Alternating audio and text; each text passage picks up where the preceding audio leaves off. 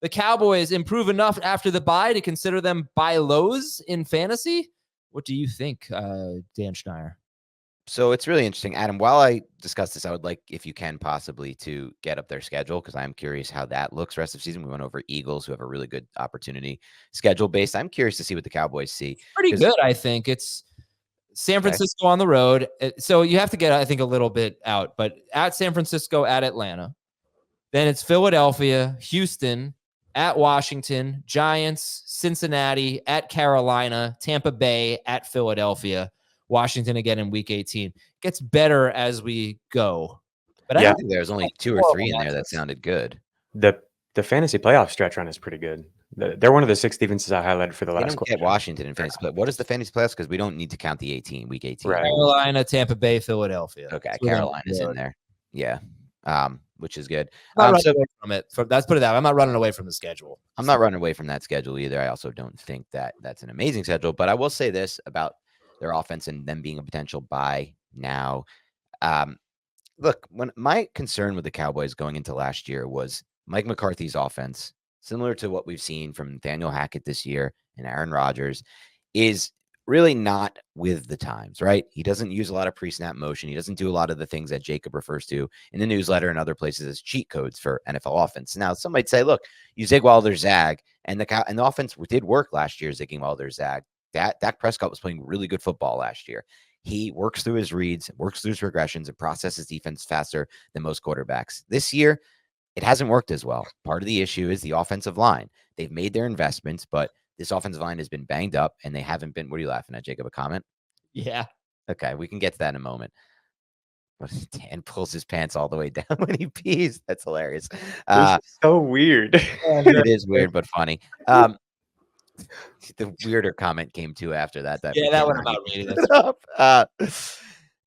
So look, when the offensive line is not protecting as well as it has in the past because of injuries and because of just losing guys like Tyron Smith, among others, and Zach Martin getting older and playing hurt, it's not going to work as well in a Mike McCarthy offense. We're seeing this with the Jets and Nathaniel Hackett this year. When your offense doesn't use pre-snap motion, doesn't use the cheat codes, and is relying on one-on-one matchups to win, you need to have pass protection. You need to have confidence in the offensive line. And I don't see that with the Cowboys right now. I thought Detroit had an amazing game plan to stop this type of Cowboys Mike McCarthy offense.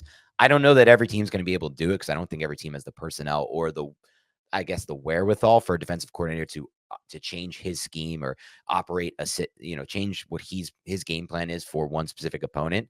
I don't see that a lot in the NFL. Some coordinators do it, most don't. So I still think we're going to be fine on this front. Buy low, though, I wouldn't call this a buy low. I think this offense looks pretty broken to me, just from a schematic standpoint. And they're going to rely again on guys like Dak and CeeDee to pull them through, which isn't happening as much this year. They can't run the football, too. That's another huge problem with the Cowboys. That's a big problem. The past, they've been able to run the football. They can't run the football at all. They ran the ball pretty well at Pittsburgh 2 weeks ago. Very well. And then they just couldn't run the ball in this game because they got behind so big so early. And Detroit also has a great run defense. I hated how much Zeke was on the field, when the game mattered. I hated that. I read an article that he was a little disappointed with his role. Well, honestly, he's just not getting it done. So please give Dowdle more touches. Not that he's the answer, but there are going to be better touches than Zeke. I would buy low because I don't see how it can get any worse, honestly. CeeDee Lamb is something like wide receiver 15 per game in non-PPR, 12 per game in full PPR. I just can't even see a scenario where he is that bad rest of season. Look, they were pretty disappointing at this point last year, and then they had basically the best offense in football it was like a week earlier. I think it was 5 bad games, and then in week 6 they got things turned around. But they did get things turned around. They were missing their left tackle. Mike McCarthy talked about that. Tyler Guyton did not play yesterday, and he put a lot of the blame on the offensive line. He was asked about Dak. He said he was under pressure all day. He was asked about the lack of a running game. He put it on the offensive line and said, well, we really weren't opening up holes for those guys. So hopefully if Tyler Guyton, their left tackle, comes back after the bye, I'm almost certain that he will, and they play better there.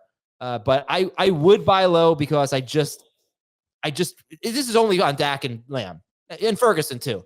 I just don't see how Lamb could not be a top 6 wide receiver and how Dak's not going to be, a start-worthy quarterback going forward, personally. But even if there are problems on the offense, it can't be this bad. in my opinion. Jacob? Agreed. You guys nailed it. Okay. All right. And then it's a good time to buy low because they're going to a buy. And I think that's the CeeDee Lamb. Like, it's going to be tough to prize CeeDee Lamb away because the CeeDee Lamb manager's going, I don't want to give away this guy and then see him go off and like it's going to eat at you. And you're going to remember last year that Dak Prescott would be a sneakier buy low. Because I think Dak Prescott's a sneakier buy low. I think Jalen Tolbert's a sneakier buy low. I know it didn't happen yesterday for him, but it happened 2 weeks ago for him. And I liked what I got a chance to watch his tape from 2 weeks ago in Pittsburgh. And I really liked what I saw. What do you think about trying to turn Jayden Reed plus into CeeDee Lamb or Jamar Chase or Justin Jefferson or something like that? It's so interesting because what, Adam? What? Like, what are we doing? Jayden Reed? And because so we'd rather have. I don't want to trade Jayden Reed, Jacob. Right. I am like, this guy's just gonna. I'm just trying to think of somebody who like you realistically could get Lamb for, and I think it's him. Someone like that. I mean, it's not unrealistic. I think Jayden Reed is such a phenomenal player, and at times I've undersold him. I tried to trade him in Dynasty this past offseason, and now it's like not even on my radar because I'm like, wow, I'm just going to stick with this guy with Jordan Love. But the problem with trading Jordan Love or Reed, I think, is that you're trading away a wide receiver who's really talented, and I honestly think might be playing in the. Let's think about how I should say this. Is it one of the most wide receiver friendly offenses in the NFL? Yeah. Right? In a sense, but at the same time, he has 21 fewer targets. It's not a target-based thing with Reed. You can't keep that up. Can you? We said that last year. It's why we were so low ranked. That's why I ranked him so low, and I regret it. Take a look at Ayuk. You know, it's just like you can't. And by the way, he only has one more carry than CeeDee Lamb. Lamb has 8. Right. Reed has 9, except Reed's 9 carries have gone for 110 yards and a touchdown. Lamb's 8 carries have gone for 37 yards and no touchdowns. Right. So I would definitely do it. I think CeeDee Lamb is clearly ahead of Reed. Can I bring up one more name? Sure. I don't think we've got time here. Yeah. Chris Godwin.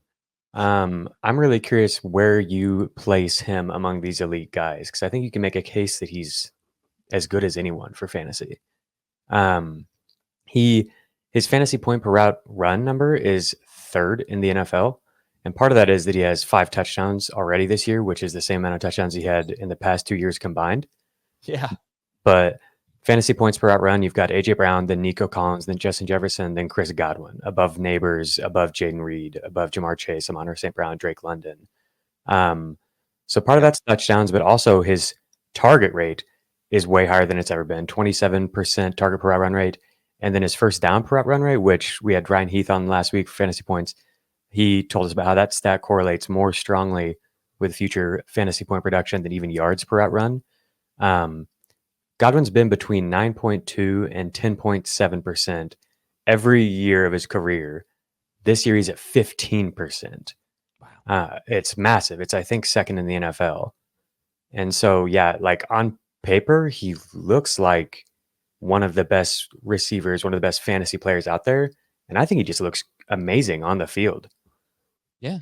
I was going to say, eye test wise, pass for Chris Godwin. This is the best I've seen him look since before the injury. Some of these touchdowns he's had have been post catch, yards after the catch, explosive runs after the catch from him that like you didn't expect or see if you watched his tape last year. And that's 1 year removed. Now he's more than 1 year removed from the ACL. A lot of people talk about this. It affects different athletes different ways. Obviously, Breece Hall still was pretty explosive last year after it, and somehow is not doing anything this year, which I blame the Jets O-line for. But Godwin clearly looks like a different player, and I think that's the case. The case to be made now is like, where do we put Godwin in all this? Because the Bucs offense under Liam Cohen is one of the most fun offenses to watch from a schematic standpoint on tape. Liam Cohen is doing an insane job as an offensive coordinator. Baker Mayfield throws for like 350 to 400 on a weekly basis at this point. Yes. So Godwin is the key cog in that, as Jacob just broke down.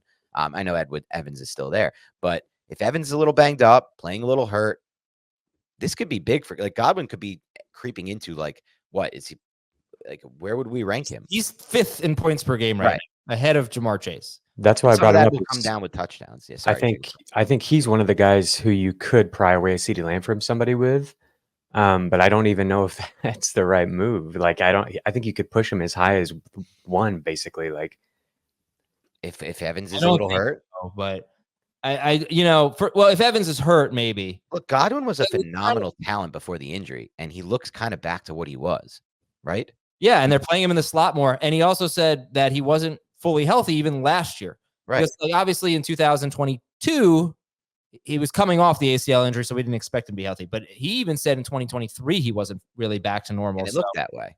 Yeah, so he's awesome.